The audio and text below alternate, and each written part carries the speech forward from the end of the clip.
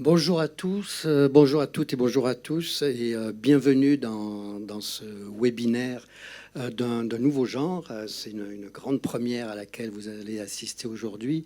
Donc, je salue le public présent dans la salle, mais également toutes les personnes connectées, donc du ministère de l'Éducation nationale, de l'enseignement supérieur, de la recherche et nos collègues des sports, les référents académiques également et les référents universitaires ont été conviés à se joindre à nous, en plus des personnels de l'administration centrale. Et pour information, ce webinaire fera l'objet d'une captation vidéo qui pourra ensuite être diffusée à l'ensemble des personnels. Donc cette grande première, évidemment, on a saisi l'occasion à la proximité dans le calendrier de la date du 17 mai, qui, comme vous le savez, est la journée internationale contre l'homophobie et la transphobie. Et il nous a semblé intéressant, mais on va vous expliquer pourquoi, de faire venir des intervenants pour nous parler de ce sujet. Alors, les intervenants, pour l'instant, le plateau est assez masculin, il faut bien le reconnaître, mais ne vous inquiétez pas, les intervenantes ont un léger empêchement et arriveront très rapidement. Alors, sont présents Monsieur Frédéric Clavé, inspecteur d'académie, inspecteur pédagogique régional et référent académique pour l'égalité professionnelle et la diversité au rectorat d'Orléans-Tours, et également pilote d'un observatoire académique dont nous parlerons bientôt. Est également sur le plateau Monsieur Philippe Lyotard, qui est chargé de mission et égalité à l'Université Lyon 1, fondateur de la chaire LGBTI+, qui travaille sur les questions de santé, d'éducation et de sport, sur un financement de la DILCRA d'ailleurs, c'est intéressant de le signaler, et président enfin de la CPED, la conférence permanente des chargés de mission égalité-diversité de l'enseignement supérieur. Alors cette table ronde va être structurée en trois grandes questions qui seront le pourquoi d'abord, ensuite le comment, qu'est-ce qu'on a commencé à faire, et puis on conclura par ce qu'il nous reste à faire, c'est-à-dire sans doute beaucoup. Alors, première question, mais qui m'a d'ailleurs été posée à moi-même, on me dit mais pourquoi organiser spécifiquement ce type de réunion, de table ronde, d'événement, de webinaire, comme vous voudrez l'appeler. Quelle est la nécessité aujourd'hui à l'éducation nationale ou à l'enseignement supérieur, de la fonction publique en général, de mener une politique contre les LGBT-phobies, sachant que, notamment en matière de ressources humaines, qui est le sujet qui nous occupe beaucoup ici, finalement, tout est extrêmement normé dans le statut, etc. Et on se dit qu'a priori, comme ça, il n'y a peut-être pas tant de risques que ça sur ce sujet. Alors, Monsieur Clavé, pour commencer par vous, qu'est-ce que vous pourriez nous dire sur ces motivations, par exemple, qui a amené à la création de l'Observatoire dont nous parlerons ensuite? Bonjour à toutes et à tous. Alors, pourquoi est-ce que nous sommes interrogés à ce sujet? Déjà parce que notre académie, comme le ministère, est engagé autour de la labellisation, la double labellisation AFNOR, égalité et diversité. Et donc, dans le cadre de cette partie diversité, nous cherchions des discriminations qui pouvaient exister. Et assez naturellement, on s'est tourné vers cette question des LGBT-phobies. Alors, non pas que nous ayons mesuré un surcroît de discrimination sur cette thématique, mais parce que l'actualité, au moment où on a créé notre observatoire, en avril 2021, c'était au moment où on était souvent interrogé par les établissements autour de la prise en charge des élèves en transition. Donc ça nous a questionné également sur la problématique des personnels. En échangeant avec des associations locales, il n'était pas rare qu'elles nous disent contrairement aux conseillères techniques du recteur, qui, lors de leurs entretiens, bien souvent, les personnels ne mettent pas en avant des difficultés dans leur bien-être au travail sur la question en lien avec leur orientation sexuelle, leur expression de genre, etc. Par contre, les associations, elles, nous disent que si elles rencontrent des personnels de l'éducation nationale, de notre académie, premier, second degré, comme dans toute autre organisation, et donc il nous semblait important de pouvoir mesurer, comprendre ce que vivaient les agents de notre académie sur cette problématique. Ça a été une première entrée. Et puis ensuite, également, quand on a commencé à travailler à destination des élèves sur la question du vocabulaire, on s'est rendu compte que tout ce qui était question, le sigle, ne serait-ce que LGBTQIA+, qu'est-ce que ça signifie ? Être cisgenre, c'est quelque chose, voilà, qui est commun, mais réellement, qu'est-ce que c'est ? Donc, cette question du vocabulaire nous a aussi semblé centrale. Donc, on a décidé de travailler à la fois sur deux axes, le personnel en tant qu'agent, de manière à assurer chaque personnel, quelle que soit son orientation sexuelle, affective, son identité de genre, son expression de genre, d'avoir un traitement et une égale attention apportée par son employeur. Et puis également, donner des gestes professionnels, à la fois à ceux qui sont avec les élèves, que ce soit les enseignants, les équipes de direction, les équipes de vie scolaire, mais également les chefs de service dans les périodes de recrutement, d'évaluation, par exemple. Donc voilà, ce qui a motivé à la création de cet observatoire il y a maintenant 3 ans. Merci, monsieur. On s'attend à ce que le monde universitaire soit, lui, peut-être, alors c'est un a priori évidemment, encore plus à l'abri de dangers de LGBT-phobie. Vous qui connaissez particulièrement bien la question, je rappelle que vous avez créé donc cette fameuse chaire à l'université Lyon 1. Quel est votre constat dans le monde universitaire ?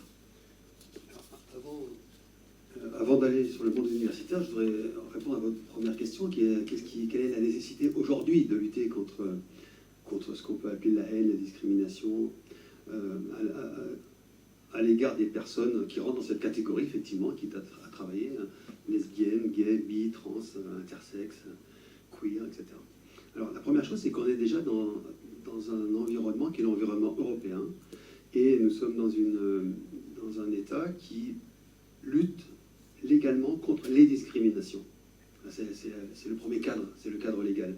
Donc l'Europe et la France luttent contre les discriminations, et il se trouve que parmi les discriminations qui sont clairement identifiées comme étant des discriminations interdites par la loi, quel que soit le domaine dans lequel elles se situent, que ce soit dans l'accès à l'emploi, l'accès au logement, l'accès à l'éducation, etc., figurent les discriminations en raison de l'orientation sexuelle ou de l'identité de genre. Donc déjà, ça veut dire que si ce critère est identifié, c'est qu'il pose problème et qu'un certain nombre de personnes vivent des discriminations, ressentent de la haine, voire vivent des violences, qui d'ailleurs, dans notre code pénal, le code pénal français, sont des circonstances aggravantes. Si je suis insulté ou si je suis frappé en raison de mon orientation sexuelle, par exemple, comme en raison de mon orientation, de mon origine ethno-raciale, c'est une circonstance aggravante. Donc ça veut dire que déjà, le cadre est posé. Alors, à l'université, est-ce qu'on est protégé ? Eh bien non, on n'est pas plus protégé à l'université que du racisme ou que du sexisme. Pour vous donner un exemple, la première fois que nous avons fait le rapport de situation comparée, c'est-à-dire au niveau des personnels, de l'ensemble des personnels de l'établissement, j'ai présenté à mon président le rapport, et il m'a dit « mais il n'y a pas d'écart de salaire chez nous ». Il m'a dit « bah si ». Et donc là, ça objectivait quelque chose qui n'était pas perçu, alors que les gens qui travaillent sur ces questions le savent. Sauf que la perception globale est qu'il n'y a pas de problème. Et c'est peut-être le plus difficile à prendre en compte, c'est que ces problèmes n'apparaissent comme problèmes qu'à partir du moment où on les pose. Et les posant, on crée des réactions comme disant « mais non, mais quand même, à l'université, tu ne crois pas que tu exagères, tu ne crois pas que tu en fais trop ». Et c'est là qu'on s'aperçoit qu'effectivement, il y a des priorités peut-être à mener, à échéance régulière comme le 17 mai.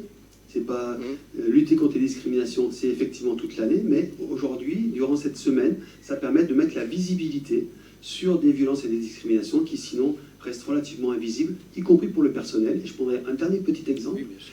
À l'université, nous avons depuis quelques années maintenant réglé par exemple la question du changement de prénom pour les personnes trans, les personnes qui veulent utiliser un prénom d'usage. Il n'y a aucun problème pour les étudiants et les étudiantes, ça se fait tout seul. Et par ailleurs, ça bénéficie à d'autres personnes que les personnes trans. Pour le personnel, c'est beaucoup plus compliqué, c'est pas le même logiciel. Et donc il faut bidouiller, faire une sorte de mise à jour dans la nuit pour que le prénom d'usage apparaisse bien sur l'ensemble des documents. Sinon, sinon ça marche pas. C'est idiot.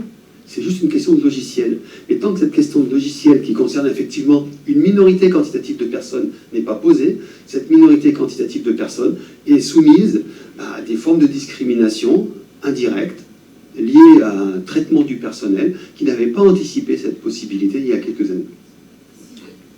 Clairement, effectivement. Merci beaucoup.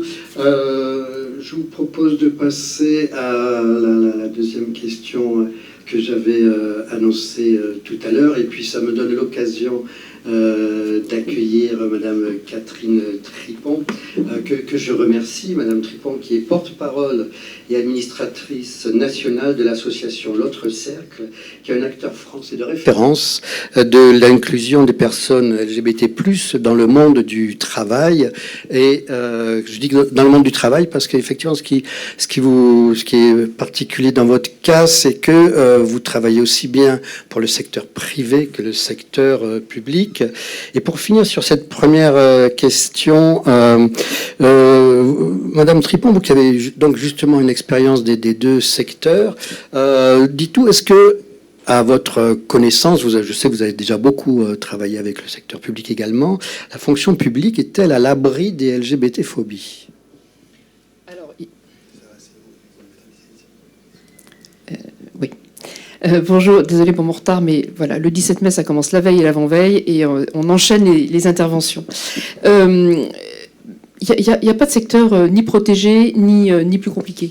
À partir du moment où vous avez une relation hiérarchique sur un lieu de travail, quelle que soit la structure juridique, quelle que soit l'histoire, que ce soit une petite entreprise de 3 personnes ou ce soit une grande maison, comme la SNCF, par exemple, ce matin, 250 000 agents et agentes qui viennent de signer avec tous les présidents des filiales. Personne n'est à l'abri. D'abord parce que c'est une histoire humaine. C'est-à-dire que la question des singularités et des différences touche tout le monde. Là, on parle aujourd'hui des personnes lesbiennes, gays, bi ou transgenres, mais ça vaut aussi pour les questions liées à l'origine, ça vaut aussi pour le milieu social, ça vaut pour beaucoup de choses. Donc, vous ne pouvez pas être à l'abri, même si on dit toujours que l'État doit être exemplaire et que le mode opératoire de la fonction publique a tendance à neutraliser les comportements individuels en travaillant plutôt sur des process d'évolution de carrière très, très normés. Et en fait, non, parce qu'il y a toujours de l'humain qui, à un moment donné, va décider, vouloir ou pas, promouvoir quelqu'un, faire un recrutement ou valoriser plus ou moins telle ou telle personne et se sentir plus à l'aise avec cette personne en fonction de situations qui relèvent du ressenti. Et malgré tout, on n'est jamais que le produit de son histoire, son éducation. Et donc, on prend ce sujet-là à l'aune de ce que l'on est soi-même. Merci beaucoup, Madame Tripon. Alors, la deuxième question que j'avais annoncée, et là, cette fois-ci, on va commencer par Monsieur Lyotard. Finalement, qu'a-t-on fait à ce jour ? Quelles réponses peuvent être apportées ? Et donc, dans votre domaine particulièrement du monde universitaire. Alors encore une fois, j'ai décalé la réponse, pas seulement sur le domaine universitaire, parce que je vais profiter du fait qu'on a 3 ministères qui sont représentés, les sports, l'éducation nationale et l'enseignement supérieur et la recherche. Et pour vous répondre, je dirais qu'on a d'abord cloisonné et on travaille à décloisonner. C'est-à-dire qu'il y a à la fois un travail spécifique à produire, et notamment, je prenais l'exemple du sport, parce qu'en 2008, la première charte contre les violences sexuelles a été signée, en 2008, et 2 ans après, on a créé une charte contre l'homophobie. En 2010, donc c'était Roselyne Bachot 2008, Ramayat 2010, mais en fait c'était des gens différents qui n'avaient jamais réfléchi ensemble à la question, comme si c'était complètement décloisonné. Cette question des violences sexuelles, sexistes, homophobes dans un environnement qui est l'environnement sportif.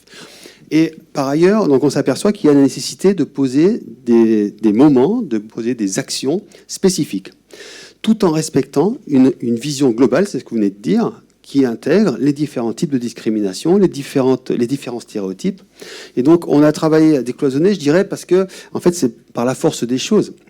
Mais, par exemple, ce qu'on a fait, alors, je vais vous répondre là au niveau des universités, on a publié il y a 2 ans, 2021, oui, donc fin 2021, un kit de lutte contre les discriminations dans l'enseignement supérieur et la recherche avec l'AFMD, l'Association française des managers de la diversité. Et notre projet était justement de montrer qu'il fallait avoir une approche transversale et spécifique. pour pouvoir agir de façon sereine, de façon cohérente, et pour pouvoir éviter aussi quelque chose qui existe, qui est une forme de concurrence des discriminations. Pourquoi ? Parce que les associations agissent en général dans leur domaine, et que quand on est dans la fonction publique ou dans l'enseignement supérieur, on est confronté à un public varié, un public divers, et qui a plutôt envie qu'on s'intéresse à ses préoccupations premières, ce qui est légitime, mais en tant que fonction publique, en tant qu'établissement, on a l'obligation d'intervenir pour l'ensemble de la population. Et donc la nécessité de connaître les spécificités de chacune des discriminations, tout en les inscrivant dans un projet global, c'est ce qui me paraît important. Et alors, tout simplement après, bien sûr, on a des points spécifiques. Par exemple, dans l'éducation nationale, on a été amené forcément à réagir à la circulaire qui a été produite en 2021, en septembre 2021, pour l'accueil des élèves en transidentité. Pourquoi ? Parce que ça répondait à une question. Et même si on peut la faire évoluer, même si on peut avancer, ça pose un problème. Donc le fait de poser les problèmes, ça nous permet justement de dire, eh bien, effectivement, il y a des élèves qui posent problème. Et qui posent problème, c'est pas leur faute, c'est parce qu'on n'est pas en mesure, en tant qu'adulte, en tant qu'institution, de les accueillir, d'où l'importance de réfléchir collectivement. Et c'est pour ça que je suis très content d'être là aujourd'hui avec justement un autre décloisonnement, qui est le décloisonnement interministériel. Auquel on essaie de travailler beaucoup. Je vous remercie de le souligner. Monsieur Clavé, vous avez dit que ça fait 3 ans que le rectorat s'est lancé sur ces questions-là et que vous travaillez sur le sujet. Qu'avez-vous pu faire jusqu'à ce jour ? Alors, donc, notre observatoire, il date d'avril 2021 et vraiment, la réflexion de la rectrice Katia Béguin à l'époque était de répondre à la problématique des EPLE face au questionnement pour faciliter l'accueil des élèves en transition, comment se passe le changement de prénom. Il n'y avait pas de... Voilà, ce besoin de cadre qu'a représenté la circulaire a nécessité une explicitation aux équipes de direction, et donc c'est de là qu'est partie la création de cet observatoire. Donc, aujourd'hui, sur la mise en place de cet observatoire, déjà, il a fallu constituer un groupe de travail, un groupe de pilotage de personnes qui n'étaient pas forcément expertes de la question. Donc, on s'est attaché à avoir un groupe pluricatégoriel avec à la fois donc, des chefs d'établissement, des inspecteurs, des personnels des services, mais aussi des enseignants, premier, second degré, de manière à couvrir aussi l'ensemble de notre territoire, des 6 départements de notre académie. Et puis ensuite, on s'est donné des priorités. 4 grandes priorités. La première, c'est recenser. Voilà. Est-ce que réellement, dans nos établissements, dans les services, il y a une problématique par rapport à l'orientation sexuelle, à l'expression de genre ? Ensuite, c'est former. Ça a été une deuxième priorité, je vais y revenir. Prévenir et sensibiliser, et puis enfin, accompagner. Alors sur recenser, là, si je suis davantage sur l'aspect personnel, on n'a pas d'application directement. On n'avait pas d'application qui directement nous permettait de savoir, comme on l'a pour les élèves, à travers fait établissement, stop harcèlement, une remontée des faits. Donc aujourd'hui, on a la mise en place de notre cellule académique d'écoute qui voit le jour, et donc qui va nous permettre petit à petit de pouvoir peut-être avoir des chiffres, des données sur cette thématique propre. Ensuite, c'est également un travail de formation qui s'est entrepris à destination de l'ensemble des cadres de notre académie, dans le cadre du plan égalité professionnelle et diversité des 2 labels, un plan de formation qui inclut également les RH de proximité pour sensibiliser sur cette problématique. Voilà. Savoir entendre, savoir écouter, que répondre. On est également en train de mettre en place la posture d'allié, essayer de former les personnes qui le souhaitent, voilà, à comment accueillir la parole, vers qui orienter. Donc ça, c'est un premier élément qui, on espère, nous permettra aujourd'hui de mieux recenser, c'est ce que je disais tout à l'heure, cette non-problématique a priori quand on échange avec les conseillères techniques du recteur, mais que les associations nous disent comme être un problème dans l'éducation nationale comme dans les autres organisations. Ensuite, former, donc en partant d'une formation à la fois qui va concerner les cadres. Voilà, comment est-ce que par mes gestes professionnels, quand je mène un entretien, quand je recrute, je m'assure de ne pas discriminer, Alors, toute discrimination, hein, je rejoins tout à fait ce que disait M. Lyotard précédemment, c'est toutes les discriminations. Et puis, vis-à-vis des enseignants, comment est-ce que dans leur geste professionnel, ils vont porter par des séquences pédagogiques le travail avec les élèves sur la lutte contre la LGBT-phobie.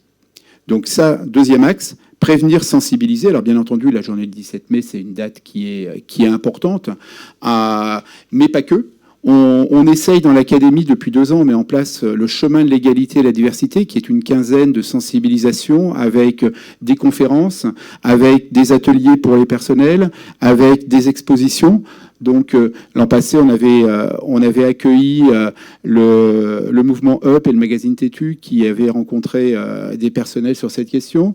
Cette année, on a travaillé, je reviendrai tout à l'heure, avec Gabriel Richard qui nous accompagne beaucoup sur l'observatoire. Donc on essaye de sensibiliser l'ensemble des personnels et le 4e point, ça va être accompagner. Alors, accompagner, c'est être capable d'orienter, alors à la fois au niveau interne, mais ensuite vers les associations partenaires.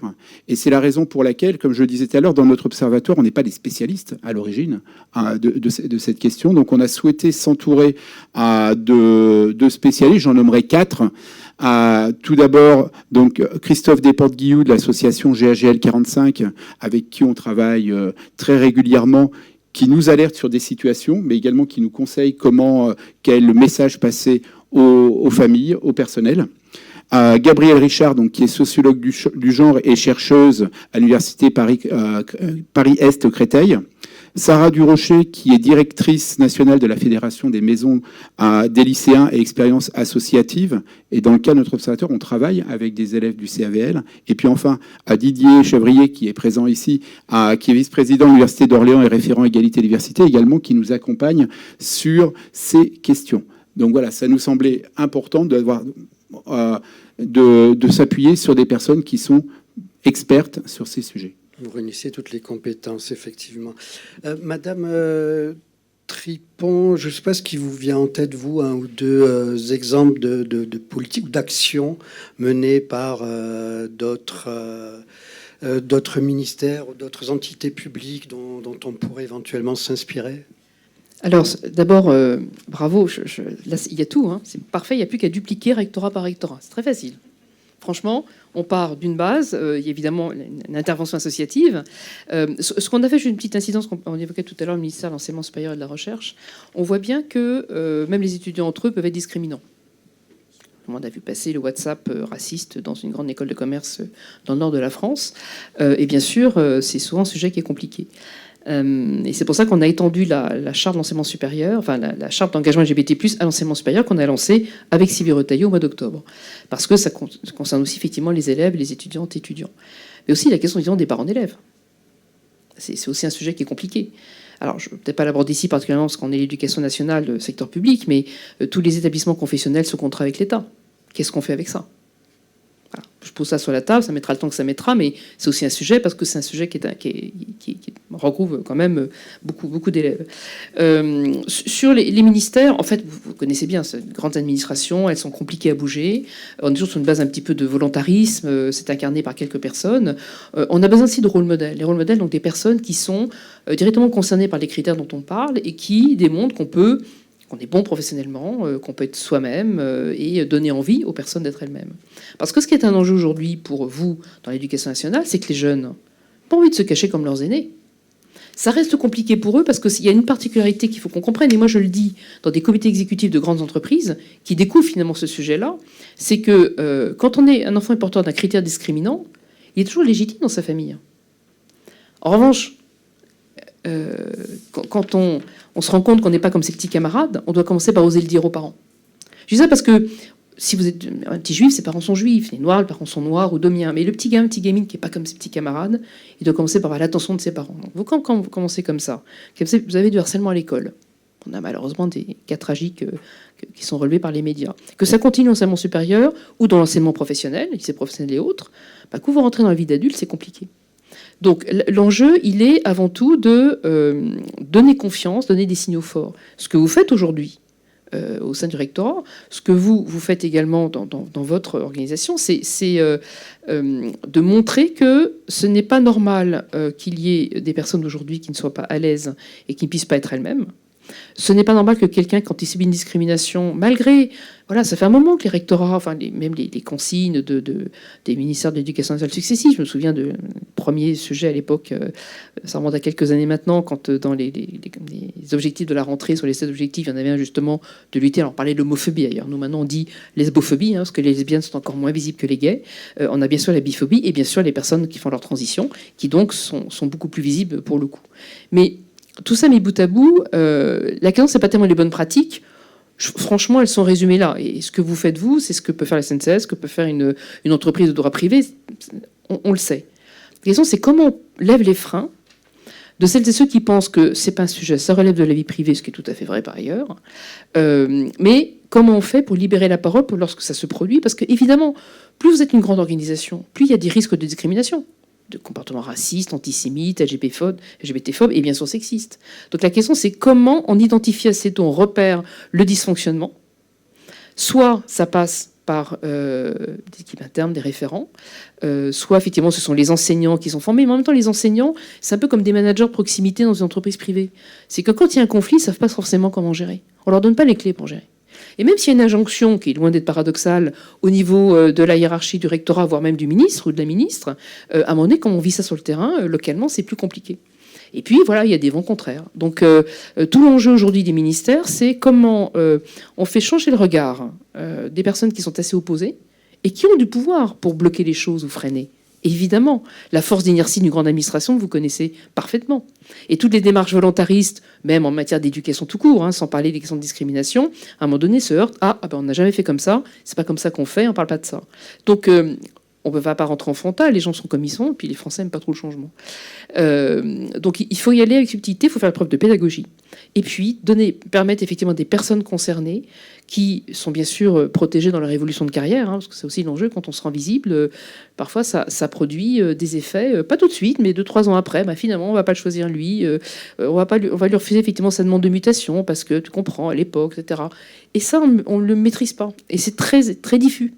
Donc, il faut bien sûr des process. On parlait du label, je fais partie des concepteurs du label et je siège dans la commission. Donc, bien sûr, il faut objectiver les raisons qui font qu'on va promouvoir, recruter quelqu'un, etc., etc. Mais au-delà de ça, c'est comment je fais le système d'alerte avec la charte de l'enseignement supérieur, enfin la charte LGBT+ pour l'enseignement supérieur. On l'a co-construite avec le CAILIF, qui est un collectif d'associations LGBT internes d'organisation de l'université, et la FAGE. Donc, c'est une étudiante que vous connaissez bien. Et d'avoir effectivement le bureau des étudiantes et étudiants qui fait le lien avec les équipes RH pour souvent faire le relais. C'est un peu comme les associations LGBT internes dans les grandes boîtes. Parfois, les personnes ne vont pas oser aller frapper à la porte pour dire « j'ai un problème avec un collègue, un parent d'élève, supérieur hiérarchique et autres ». Et donc, de pouvoir faire la liaison et de libérer la parole pour identifier le plus tôt possible, pour régler le plus tôt possible. Donc il n'y a pas de bonne pratique particulière, c'est un enjeu aujourd'hui des grandes organisations, c'est un enjeu des ministères, même quand on est des ministres très engagés. Franchement, toute tendance politique confondue aujourd'hui, j'ai pas de sujet avec les différents ministres qui, à un moment donné, ont mis le sujet sur la table. La question, c'est qu'on a un niveau intermédiaire où c'est compliqué, ça va bloquer, ça va déranger, et puis ça va faire réagir les parents d'élèves, donc on bouge pas. Donc je pense que la question à faire pour vous, c'est aussi les associations de parents d'élèves. Merci Madame Tripon pour cet exposé très clair. Monsieur Lyotard, donc nous voilà déjà arrivé à notre 3e temps. Finalement, au regard de tout ce qui vient d'être dit, que nous reste-t-il à faire? Et vous, que souhaiteriez-vous pouvoir faire encore? Mais déjà, il me semble que ce qui nous réunit là, c'est le résultat d'un demi-siècle. Si on prend comme point de départ 1969, Stonewall, qui est historiquement le lancement d'une réaction collective contre un certain nombre d'oppressions, en fait, et très, très concrètes, à New York, etc. Donc ça fait 50 ans. Si je prends 20 ans plus tard, 90, on a le Queer Nation Manifesto, le manifeste queer, la Queer Nation à New York aussi, où là il y a une demande qui consiste à affirmer non pas le droit à pouvoir vivre dans son intimité, son orientation sexuelle, mais à être publiquement visible, à ne pas rester invisible, à pouvoir. Donc ça fait 30 ans en arrière. Donc vous voyez, 50 ans, 30 ans, et là on arrive à des choses qui intègrent l'institution. Et donc il y a un travail à penser, qu'est-ce qui reste à faire? Déjà, il y a peut-être à prendre en compte cette évolution historique sur laquelle on ne peut pas revenir. Et ce qui était impensable il y a 50 ans, ce qui était très peu pensable il y a 30 ans, aujourd'hui c'est non seulement pensable, mais c'est nécessaire et ça doit être mis à l'ordre du jour de l'ensemble de nos institutions. Et alors, qu'est-ce qui reste à faire? Je pense que là, on a déjà des points qui ont été avancés. Il y a des choses à faire dans la structuration. Et là, effectivement, la structuration qui a été proposée au rectorat d'Orléans, c'est une structuration qu'on voit dans tous les établissements qui travaillent sur la question, par exemple, de la lutte contre les violences sexuelles, sexistes et des discriminations. Alors, ce qui reste à faire, peut-être, c'est aller au-delà de ce qui est légalement posé, parce que la loi impose, depuis la loi de transformation de la fonction publique, impose depuis 2019 des dispositifs d'écoute qui ne sont pas seulement des dispositifs d'écoute contre les violences sexuelles et sexistes, mais contre les discriminations. Donc ça intègre de fait les questions LGBTI. Encore faut-il que les établissements soient prêts à recevoir cette parole, soient prêts à entendre qu'il peut y avoir des personnes dans notre environnement qui peuvent en souffrir. Donc là, moi, je verrais un point qui, pour moi, est vraiment important, c'est celui de la formation. Enfin, on l'a déjà abordé, hein. La formation des personnels, une formation intégrée, et travailler sur les stéréotypes, travailler sur les discriminations de façon systématique. J'imagine pas comment on peut être aujourd'hui, par exemple, enseignant dans l'enseignement supérieur, comme dans un établissement scolaire du secondaire ou du primaire, sans avoir été formé de façon approfondie aux questions de stéréotypes, de discrimination, parce qu'on est soi-même reproducteur des stéréotypes sans en avoir conscience. Bon, aujourd'hui, on le sait, on a suffisamment de travaux qui permettent... Sauf que ces travaux qui existent dans l'université ne sont pas forcément diffusés, intégrés, incorporés par les corporations. Et au-delà des enseignants, ça vaut pour l'ensemble de la chaîne administrative, technique, etc. C'est la raison pour laquelle, par exemple, ce qui reste à faire, c'est travailler en direction des personnels de scolarité. Là, par exemple, demain, on a un webinaire de formation pour les personnels de scolarité de mon université, pour l'accueil des étudiants trans. Voilà, ça semble évident, mais c'est la première fois qu'on le fait, parce qu'on ne l'a jamais fait avant. Et ça concerne très peu d'étudiants chaque année, mais ça concerne des étudiants qui peuvent être très facilement en souffrance et qui vont très facilement se retrouver, voire s'isoler, voire quitter l'université, parce que c'est trop coûteux pour eux. Pour elle. Donc ça, c'est un point important. Autre point, alors ça, c'est une idée qu'on essaye de développer avec quelques collègues, c'est l'idée de travailler... Alors, je vais élargir, hein, mais dans mon université, on essaye de travailler à la conception de l'université comme un safe place, c'est-à-dire un espace sûr, protégé, protecteur. Comme on pourrait le penser de l'école. Dans l'école, on pourrait imaginer que tous les enfants qui sont concernés par ces questions sont dans un espace complètement protégé vis-à-vis de leurs camarades qui pourraient être violents, humiliants, moqueurs, mais aussi vis-à-vis des adultes, qui sont les premiers, qui devraient être les premiers à justement les accueillir. Et penser nos espaces comme des safe places, ça veut dire qu'on est obligé de penser tout un dispositif. À quelles conditions c'est possible? Il ne suffit pas de le décréter. À quelles conditions, par exemple, une personne va être à l'aise? À quelles conditions, par exemple, une personne va simplement avoir osé prendre la main de son compagnon ou de sa compagne sans avoir peur d'être moqué, d'être battu, etc. Simplement le fait d'y penser, ça nous oblige à réfléchir. Et pour vous donner une réponse, et je fais un peu de promo, je viens de recevoir, juste avant qu'on commence, le message de mon équipe qui disait qu'on avait mis en ligne l'épisode du jour d'Amphi 25. Amphi 25, c'est le podcast de l'Université de Lyon, un podcast sur les discriminations, qui aujourd'hui est consacré à une question simple. Qu'est-ce qu'être queer?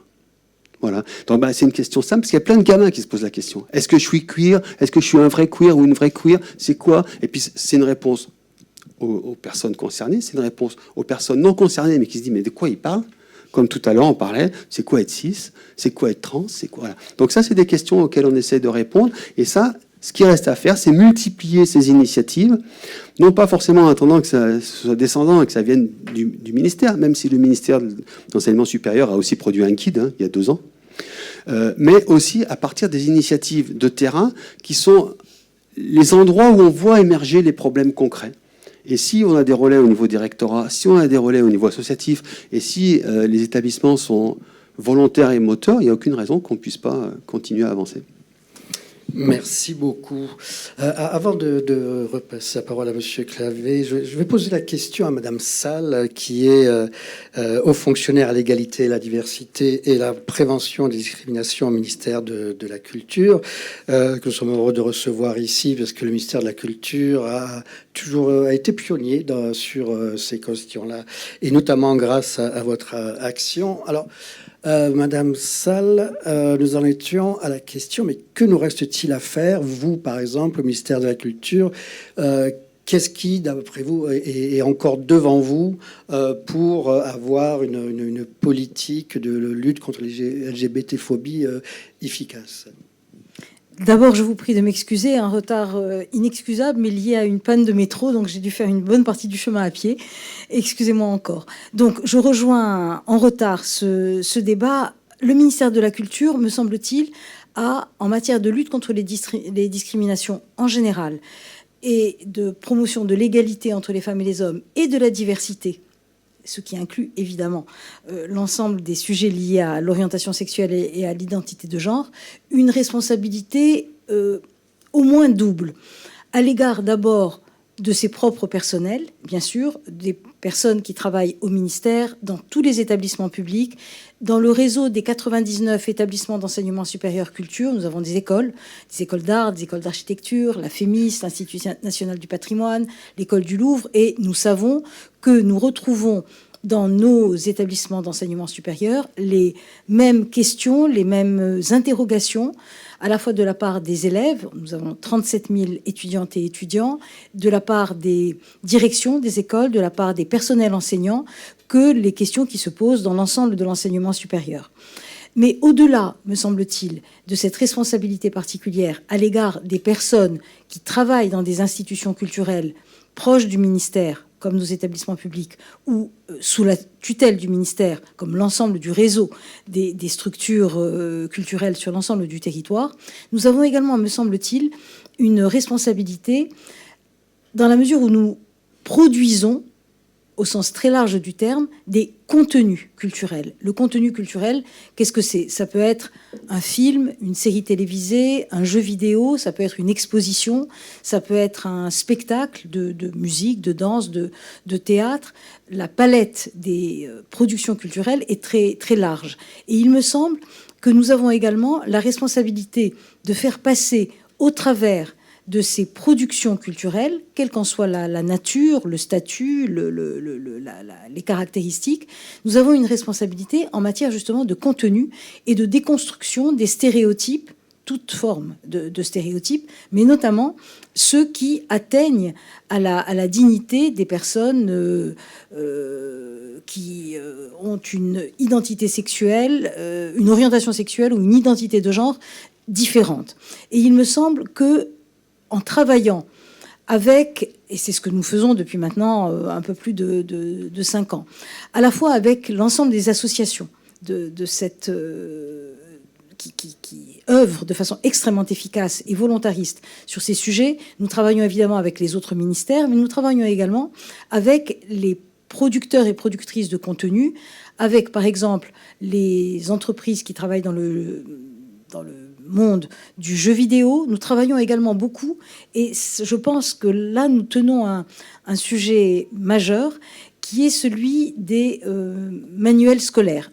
Je travaille beaucoup en lien avec le ministère de l'Éducation nationale, avec les éditeurs et éditrices de manuels scolaires, puisque nous savons que débusquer, identifier les stéréotypes qui perdurent malgré la volonté manifeste des maisons d'édition scolaires de faire en sorte que ces stéréotypes ne se retrouvent plus, nous savons qu'il peut y en avoir encore qui s'y glissent à la fois dans les contenus, dans les illustrations, dans la manière de présenter les matières, de traduire les programmes scolaires depuis le cours primaire jusqu'à la fin du lycée et les classes de terminale, voire les classes préparatoires. Donc nous avons là un travail assez passionnant que nous avons commencé et que nous avons la responsabilité de poursuivre, notamment au travers des plans des plans nationaux, des plans interministériels. Le premier a été présenté fin janvier, c'est le plan national de lutte contre le racisme et l'antisémitisme. Le deuxième, qui concerne l'égalité femmes-hommes, a été présenté par la Première ministre le 8 mars. Et le troisième est en préparation.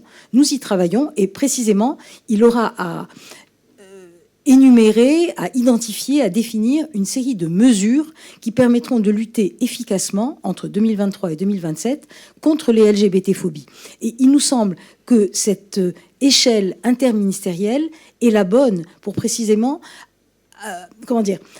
attaquer de toutes les manières possibles et imaginables ce que la société, les entreprises, les administrations peuvent encore véhiculer comme, à la fois comme contenu, comme procédure, comme attitude, comme comportement, comme propos LGBT-phobes.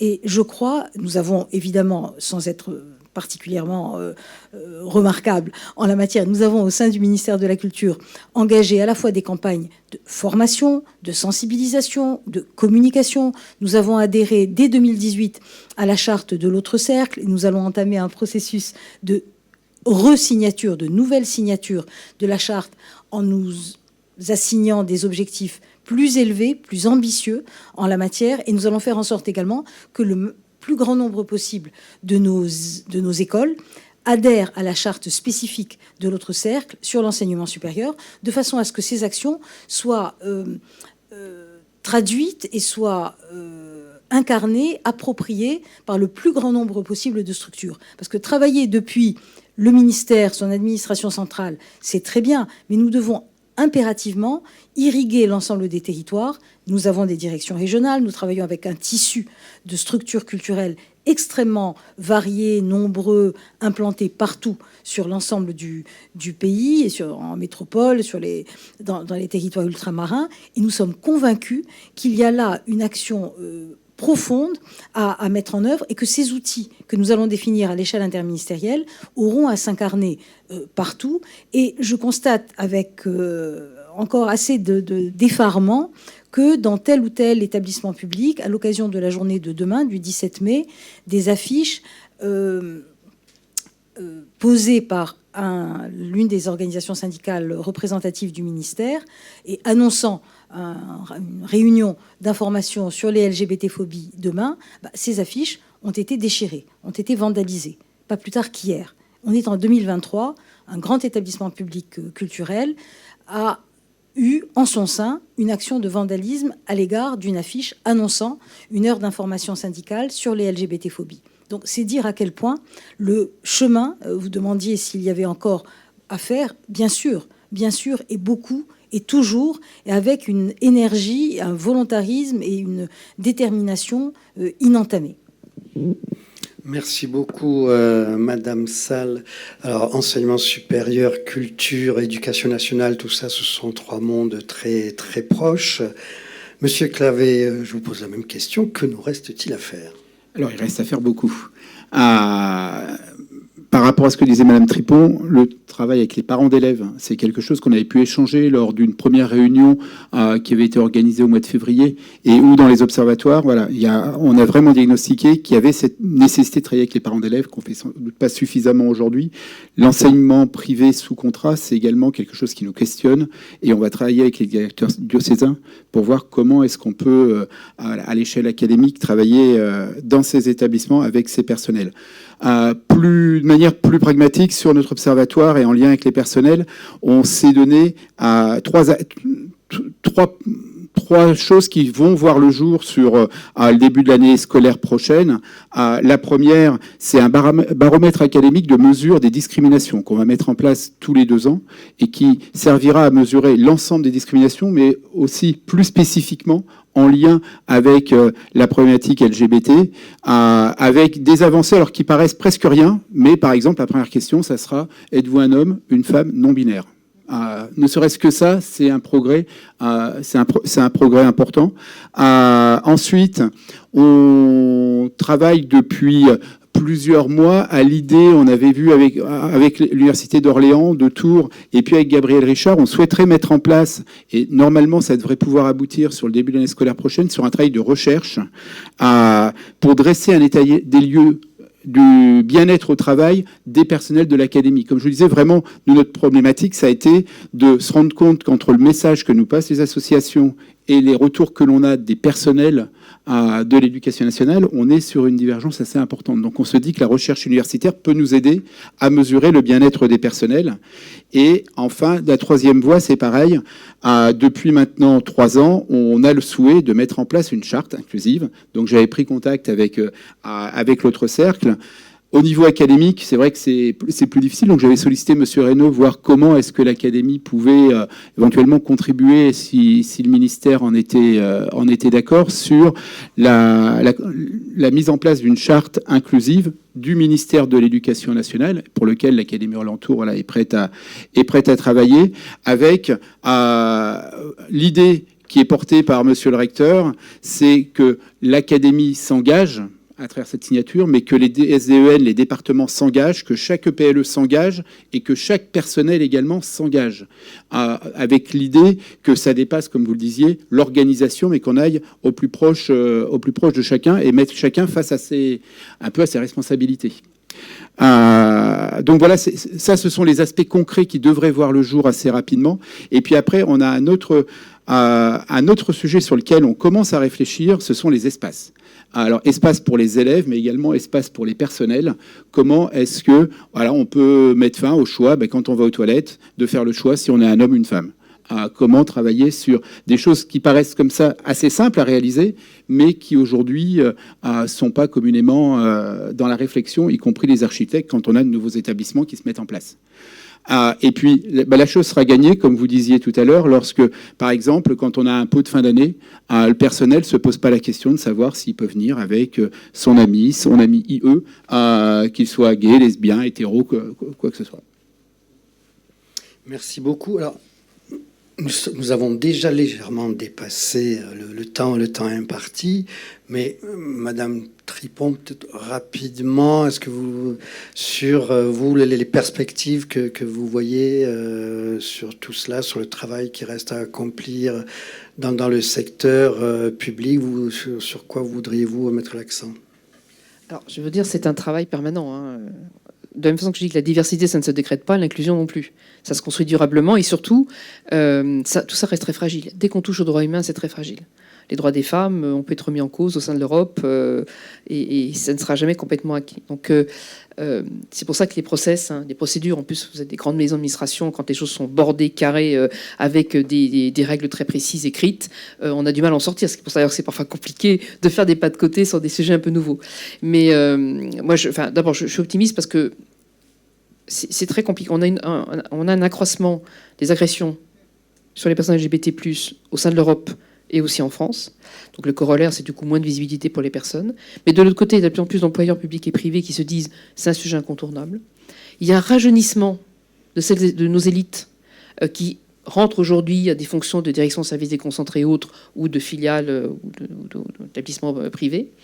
Les nouvelles générations sont très demandeuses aujourd'hui d'une vraie politique inclusive. Alors, autant j'ai parlé effectivement de harcèlement scolaire ou harcèlement universitaire, qui est une réalité, autant beaucoup de jeunes, en revanche, sont très sensibles à ça. Et c'est pour ça qu'il y a beaucoup d'associations LGBT internes. Il faut les favoriser dans les établissements d'enseignement supérieur. Évidemment, pas possible pour des raisons évidentes dans les collèges et dans les lycées ou dans l'enseignement primaire. Mais l'important, finalement, de tout, c'est libérer la parole. Comment on permet à quelqu'un d'exprimer un besoin, un problème, un ressenti. Vous évoquez effectivement les personnes font leur transition. C'est vrai que ce sont des personnes qui sont compliquées. Alors vous avez après les poids politiques, vous avez des lobbies qui sont très opposés à ça, qui diront qu'il y a le lobby LGBT qui est puissant. Voilà. Après, à un moment donné, on est sur un système qui est limite très touchy sur un plan politique, et ce qui ne devrait pas rentrer effectivement sur un lieu d'éducation pour des raisons qu'on imagine. Maintenant, la société, elle rentre sur le lieu de travail et elle rentre au collège. Donc, comment effectivement reconstruire un vivre ensemble qui soit acceptable? Comment aujourd'hui, quand on a des établissements, des associations qui interviennent dans des établissements parce qu'il y a une volonté effectivement du chef ou de la chef d'établissement et ça ne marche pas pour d'autres, ou parfois de certains rectorats qui refusent, et de voir effectivement des jeunes qui vont être très en retrait, qui vont avoir des propos LGBT-phobes devant leurs camarades. Comment réagir? Donc, une fois encore, comment on donne les clés aux enseignantes et aux enseignants qui, à un moment donné, bonne volonté, mais sont démunis? Quand vous avez une moitié de la salle qui rejette ces personnes, comment vous faites avancer le truc? C'est une histoire collective avec les parents. Voilà, donc on est dans une société aujourd'hui qui est extrêmement agressive et qui est dans une logique, on ne débat plus. Voilà, si tu ne penses pas comme moi, tu es contre moi. Compliqué. Et ça, on le retrouve chez les jeunes, et les enseignants le voient bien au quotidien. Donc la seule chose, c'est voilà, le zéro tolérance sur le comportement inapproprié, c'est avoir, et là je pense que c'est extrêmement important, d'avoir des ressources, des personnes ressources, quand un enseignant isolé sur dans son établissement, à un moment donné, confronté à quelque chose, et que son chef d'établissement lui donne pas forcément la clé parce qu'il sait pas comment faire, eh bien il faut dupliquer une espèce de task force dans des rectorats ou dans des établissements qui sont peut-être plus avancés, qui ont des ressources, parce que finalement, c'est là qu'ils trouveront des solutions. Donc, ce que aujourd'hui, nous, ce qu'on peut faire à l'autre cercle, c'est au niveau des enseignants, enfin au niveau du personnel des établissements d'éducation nationale ou supérieure recherche, c'est évidemment qu'ils ne sont pas discriminés dans leur parcours de carrière. Après, la relation quotidienne avec les parents d'élèves, les élèves, dans ces contextes où tout est très agressif aujourd'hui, extrêmement violent, il n'y a pas de réponse toute faite. C'est une réponse qui est politique. C'est une réponse républicaine. Et là, il faut s'y mettre tous, et en tout cas essayer de limiter la casse. Merci beaucoup. Dans les 30 secondes qui me restent, alors je voudrais dire d'abord que tous ces éléments qui viennent d'être débattus là vont prendre forme dans le prochain plan national d'égalité et de diversité du ministère. Alors évidemment dans le cadre des plans interministériels que Mme Salle a rappelé. Ce sera un plan 2024-2026 et justement il faut qu'on commençait à réfléchir au fait qu'il fallait évidemment poursuivre le pilier égalité femmes-hommes, mais raffermir sans doute le pilier diversité qui n'a pas pu être assez développé. Et donc, je pense que rien que pour ça, cette table ronde aura été utile à tous. Il me reste à remercier nos intervenants, évidemment, Madame Salle, Monsieur Clavé, Madame Tripon, Monsieur Lyotard. Merci beaucoup d'être venus. Merci à tous ceux qui sont venus physiquement nous écouter. Et puis, évidemment, je salue et je remercie tous les personnels et les référents qui nous ont écoutés aujourd'hui. Bonne journée à toutes et à tous et à bientôt.